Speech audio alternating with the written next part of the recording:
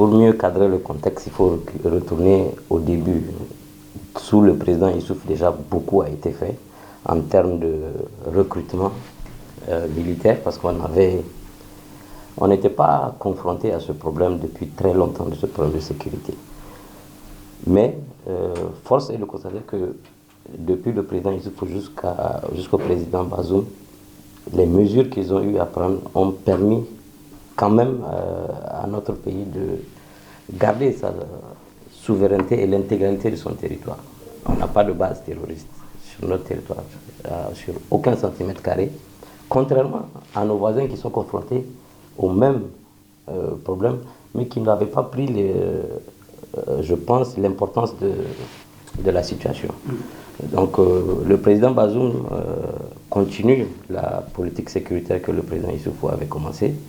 Il y a une continuité dans le recrutement. Je crois qu'on a recruté, on a un objectif d'atteindre 50 000 hommes d'ici 2025. On est sur la bonne voie. En termes de matériel également militaire, une grande commande de drones, de systèmes de radars, de blindés a été commandée avec la Turquie. On a continué le recrutement et maintenant, au début, quand le président Issouf était arrivé, on n'avait pas un soldat, un fusil. Avec la politique de recrutement, maintenant, on a atteint cette adéquation entre armement et hommes de rang. Donc je pense que ça a servi, même si ça n'a pas permis de mettre fin à ce problème d'insécurité qui est beaucoup plus complexe que certains ne le pensent. Et je pense qu'avec ce qui a été mis en place, plus l'apport de nos alliés, je pense que c'est quelque chose qu'on va mettre fin, pas dans l'immédiat, mais vraiment à moyen terme, je pense. Votre optimisme contraste cependant avec ce que la population nous a dit, à savoir que en termes de stratégie, le Niger doit revoir sa copie. Qu'est-ce que vous en dites? Je ne pense pas. Aujourd'hui, vous revenez de Difa. Difa, il y a quelques années, vous n'avez pas pu vous rendre là-bas.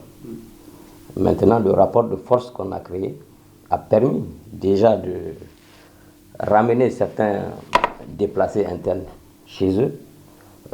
Ensuite, la force mixte multinationale qui est composée du Niger, du Nigeria, du Tchad et du Cameroun a des résultats extraordinaires.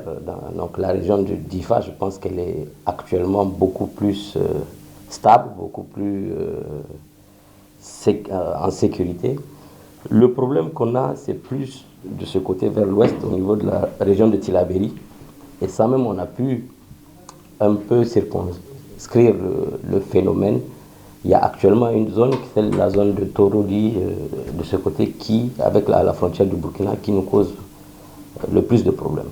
Mais il faut savoir que nous, les problèmes qu'on a, c'est parce que nos deux voisins, qui sont le Mali et le Burkina, ne contrôlent pas leur territoire.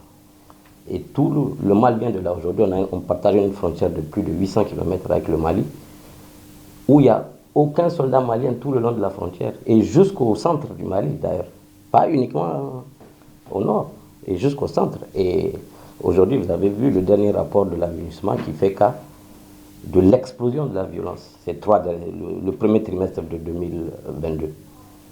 C'est quelque chose qui nous est préjudiciable, nous. Parce que c'est de là-bas que les terroristes sont dans un paradis, ils se promènent, ils font ce qu'ils veulent. Et c'est de là-bas qu'ils préparent les attaques pour venir. Et quand vous regardez depuis un an, on n'a plus d'attaques d'envergure. Comme ça a été le cas avec Chinagoder, avec Inates, on n'a plus ce genre de problème. Donc, quand on est objectif, on va reconnaître que vraiment des efforts ont été faits et la situation est en train de s'améliorer.